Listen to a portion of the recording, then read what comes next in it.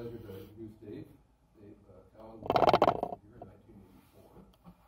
I've been there for the 13th year. That was a new chapter. And he's proud to be associated with Butcher's Gardens, where he's the manager.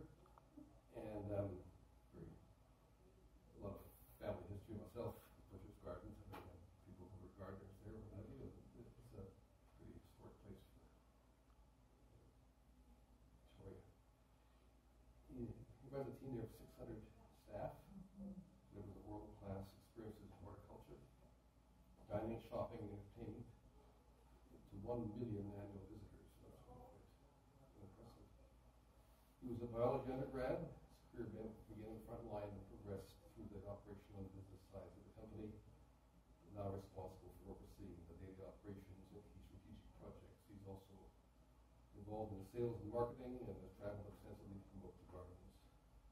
He's a strong proponent of the Canadian garden and tourism sector. He's been involved in tourism leadership for 20 years and has presented at the World Garden Tourism. He has previously served on several boards, currently the chair of the Victoria Harbour Authority Board, and has enjoyed many presentations in many community and sector organizations. And he was very proud to receive recently the 2016 Pacific Northwest Economic Region Robert Day Memorial Award for the outstanding U.S. Canadian regional. So my deep pleasure to introduce. Thank you, Mr. Cowen. I feel like I'm back in school. A little bit, for a little bit of a different reason, I suppose. Today, I'd like to talk about something that is important to me personally. When I look back at my career, if I could name one tool that has helped me move forward in life, both personally and professionally, it's truly been collaboration. And it really started back when I was in university. I was invited to join the All Things Toastmasters, which is a group of people who work together to make each other better. And I had a coach there, June, really pushed me, made me better.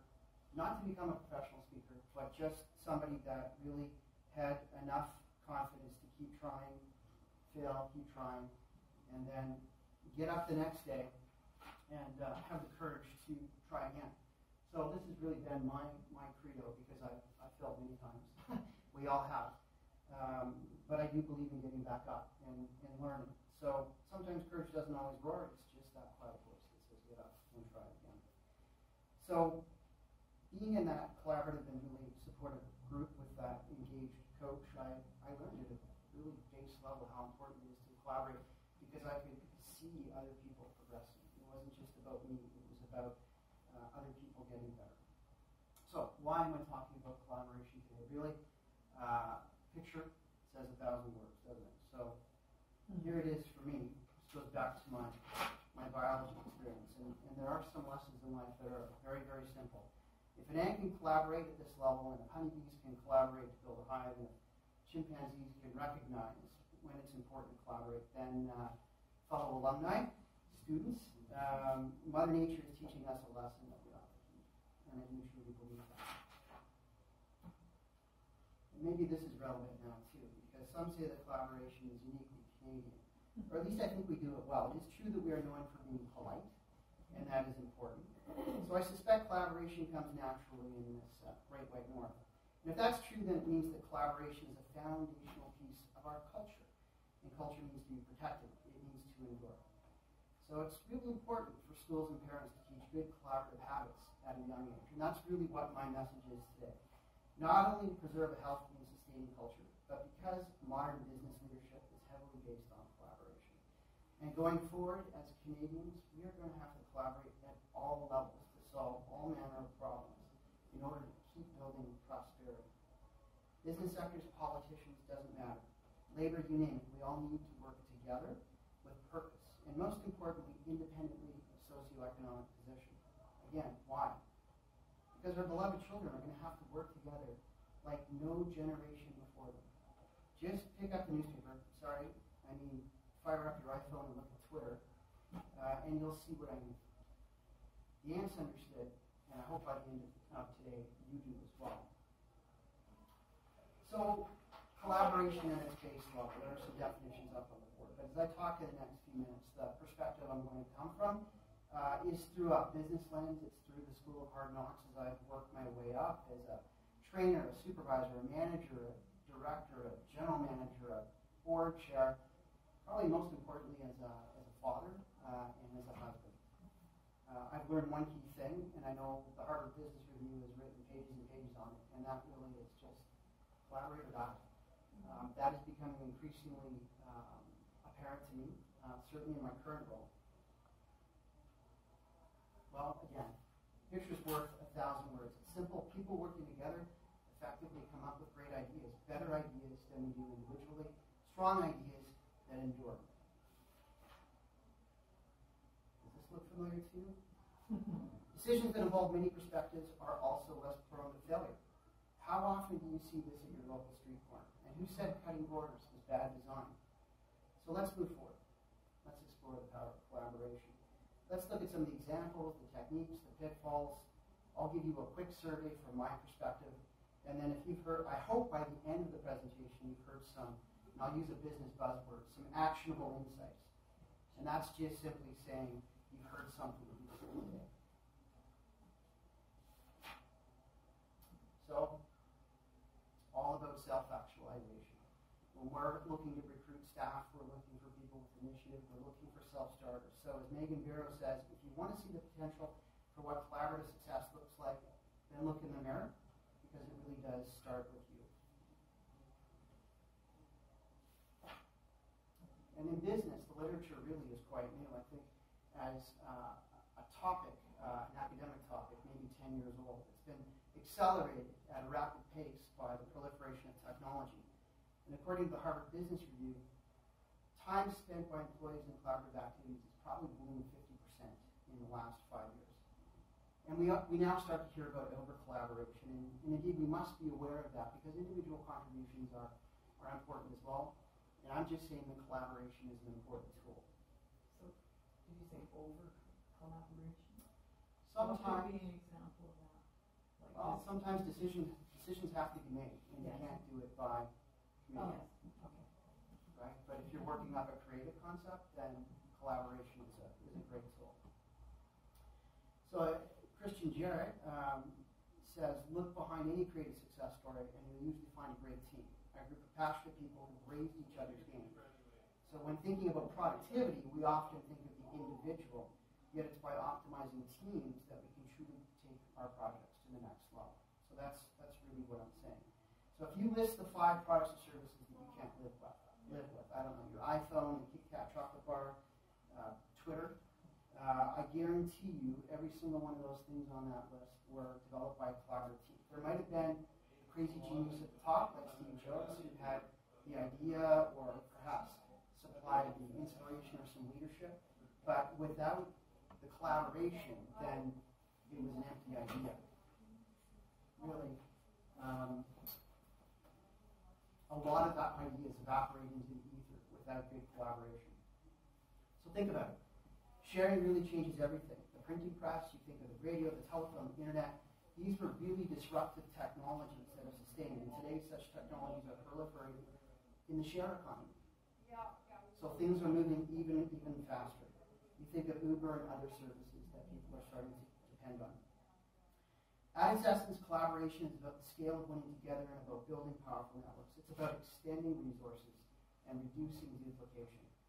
So it really, is it any mystery that businesses are tempering destructive competitive behavior and are collaborating more and more at a high level? I don't think so. For small local businesses, collaboration is a way to compete with the Googles and the Amazons of this world. It truly is. It's a way to keep local and regional customers close. It's a way to maintain unique value positions in the marketplace. And to counter the power of Google and Amazon and now Alibaba, collaboration is a way to build mass. For smaller companies to amplify their specialty and push it out to the world. So think about it. With technology, even small studios can collaborate on the world stage.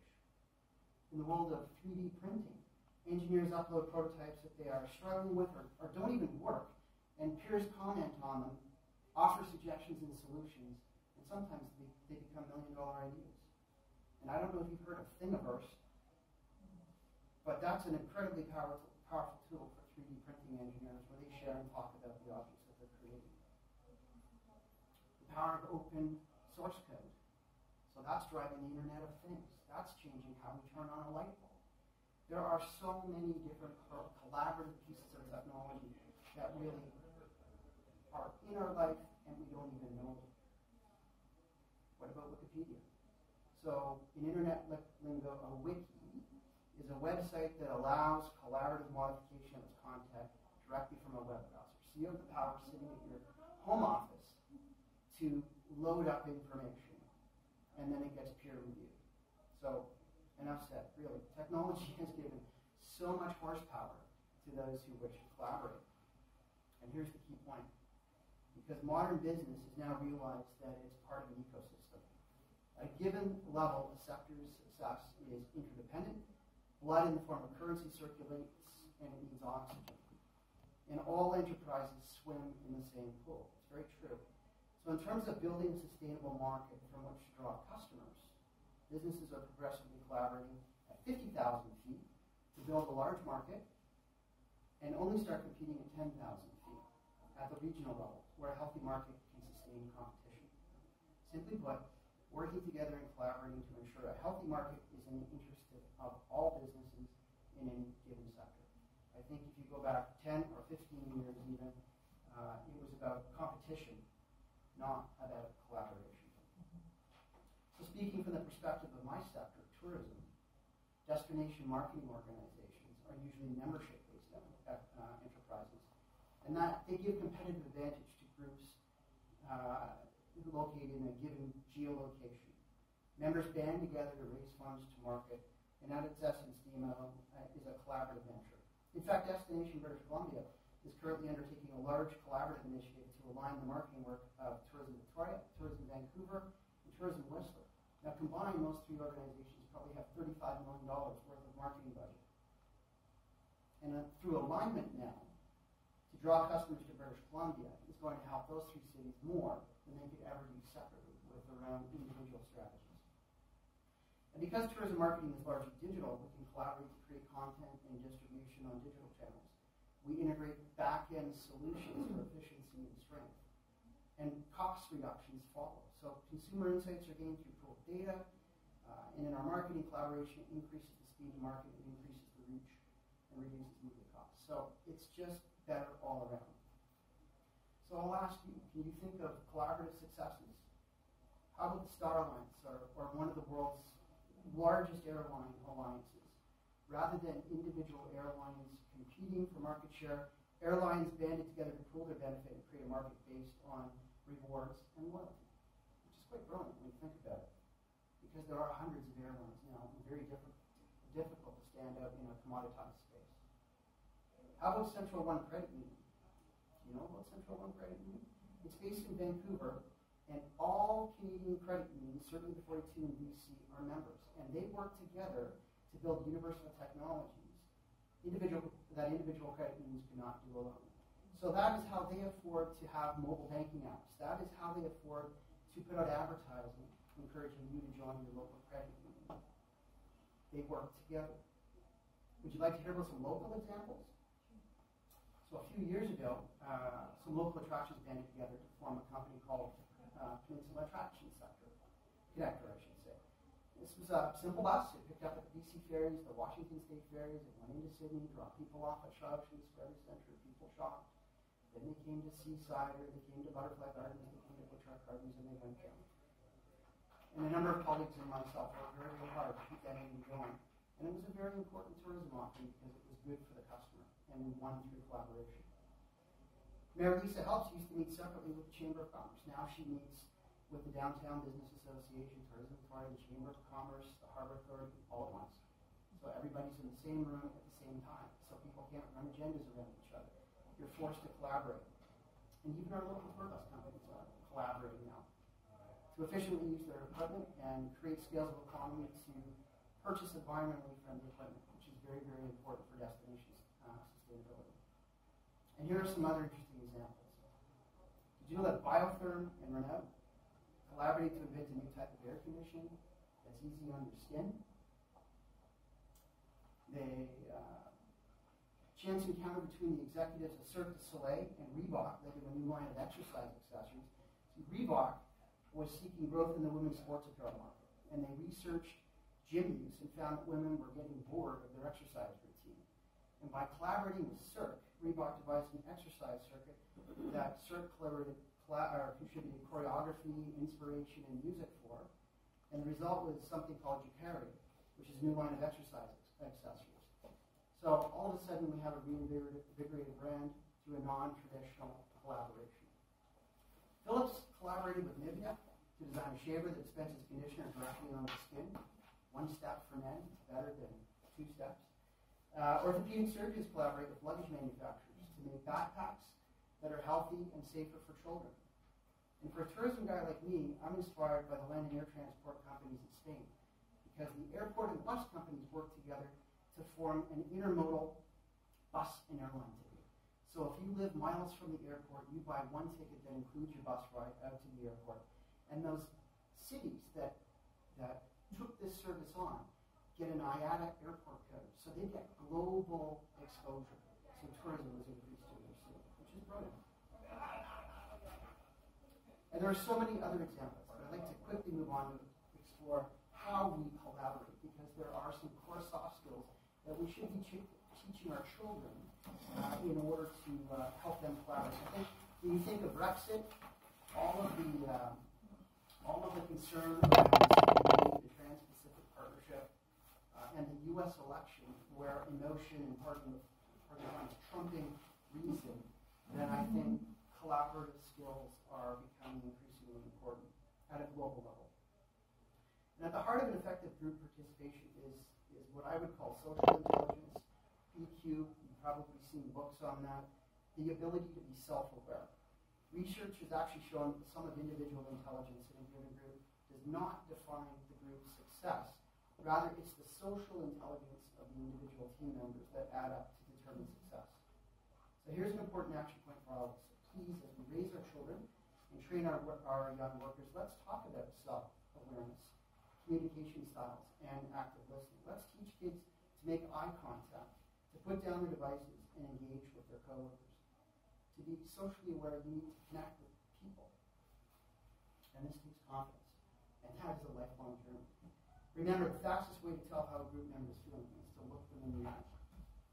Now, there's a lot of research on how technology successfully stimulates asynchronous collaboration in remote destinations and locations. But really, when it comes down to putting a collaborative team together, you have to think about building a diverse team, a team that has different skills, people that are introverted and extroverted.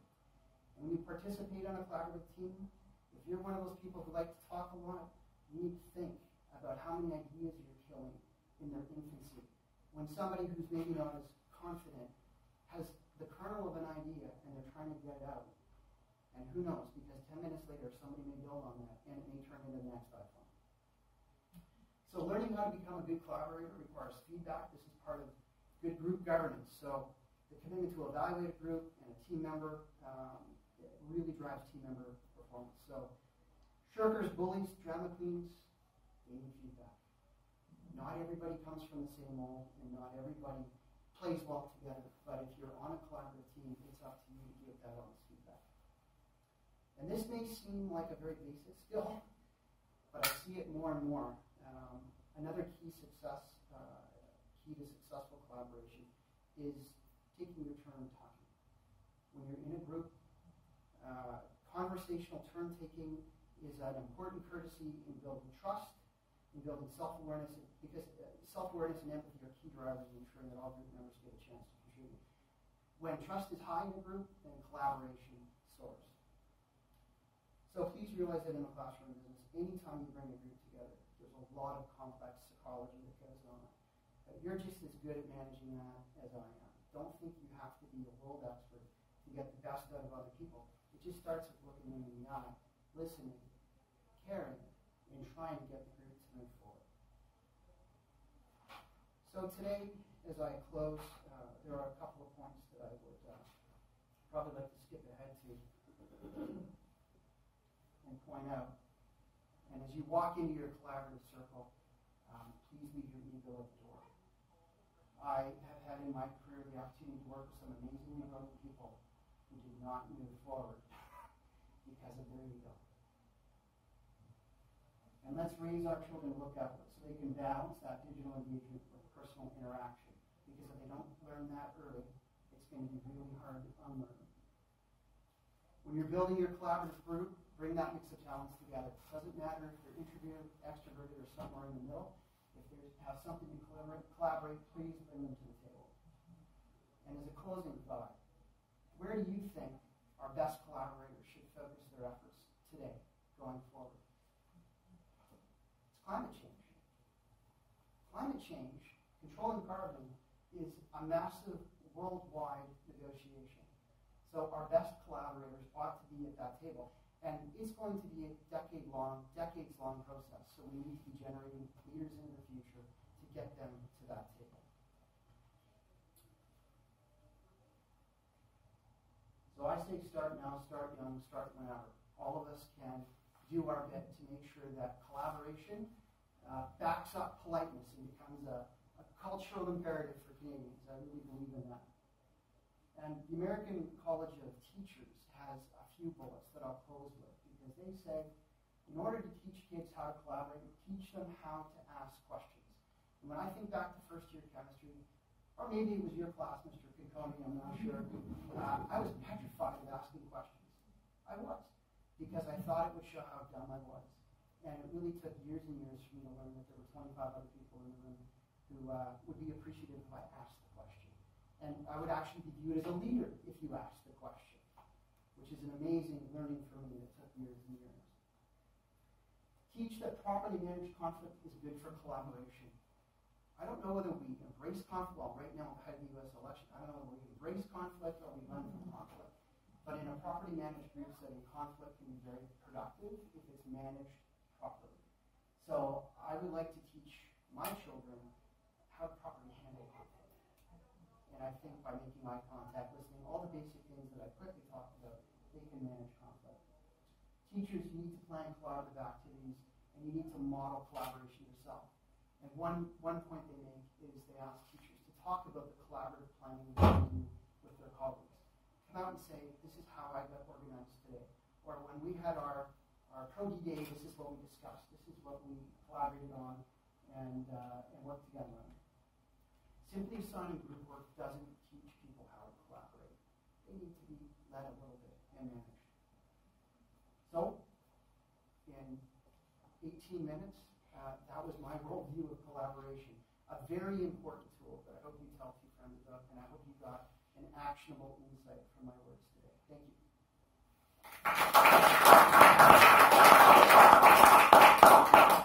Thanks, David. Any questions from anybody? I'm sorry we came in late. Our previous talk went long. If you have questions, I'm all ears. I'm always learning. So I always learn, when I get up in front of a group, I learn more from the group than I do from putting my presentation together sometimes. So.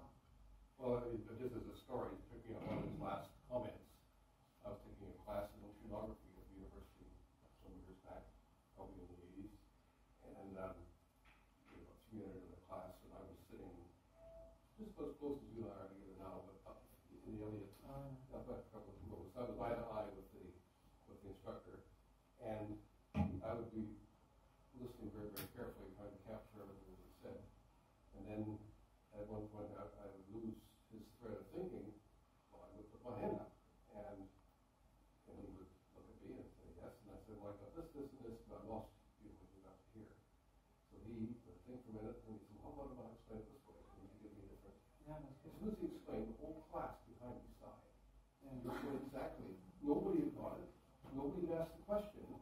And then later out in the coffee break, I said, you ask good questions. I said, well, why don't you ask the questions? He said, well, he's a professor. We don't want to look dumb. You know, you know, it was a valuable lesson to me at that point, because I was only doing life through naturally. Yeah.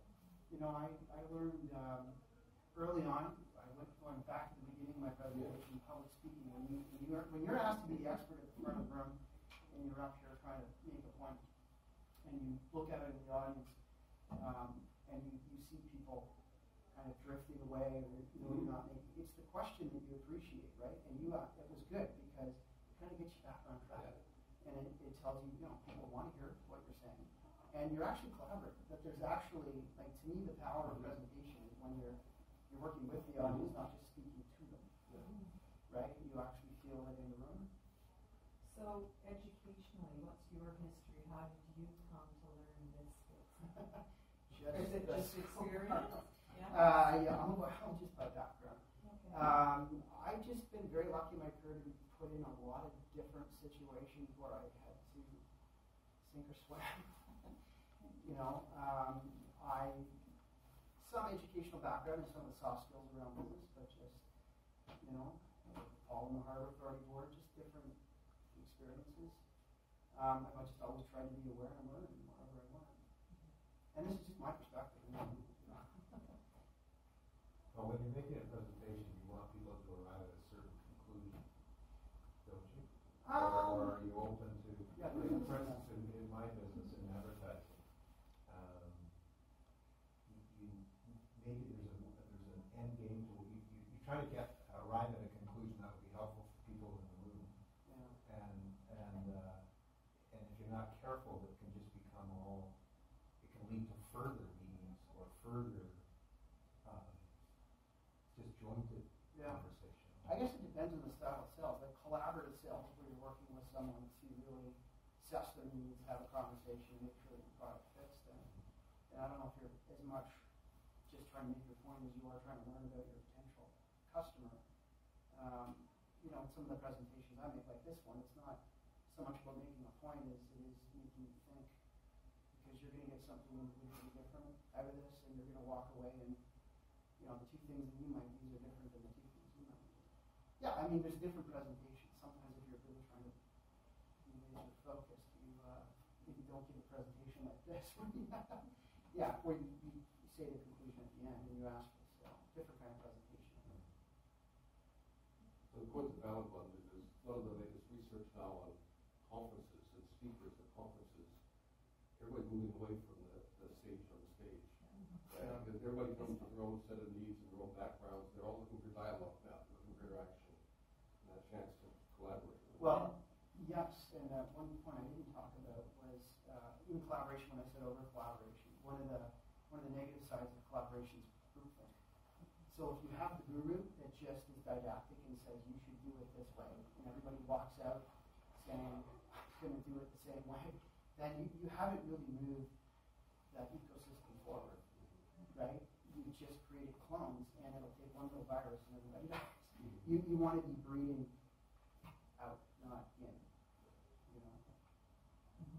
One of the biggest points for me that I got, because I've just been through a situation, is leave your ego at home. And after I did that, or tried to do it, because it's not easy, it's the situation was easier for me to handle. Yeah, humility takes you a long way, and listening and knowing when to say something.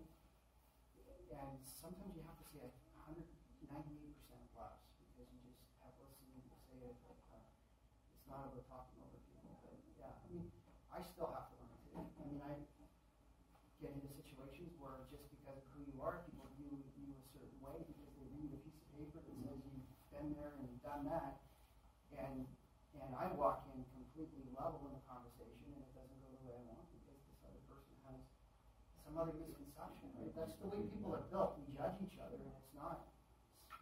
It doesn't help collaboration, and that whole piece around have a cup of coffee, get to know someone, all that basic stuff around business where you go out and have a beer. It's important stuff because that builds trust. That's probably that's why I see first to understand and then to be understood. Yeah, that's a very smart way to do business. So, things are really changing, and technology scares me. I can't keep up. I'm over connected. I'm at a phase. I hit a milestone this year, and I'm trying to be meaningful in what I do. So, this is something that I think is important. Thank you very much. My pleasure. And we all have to go and vote now.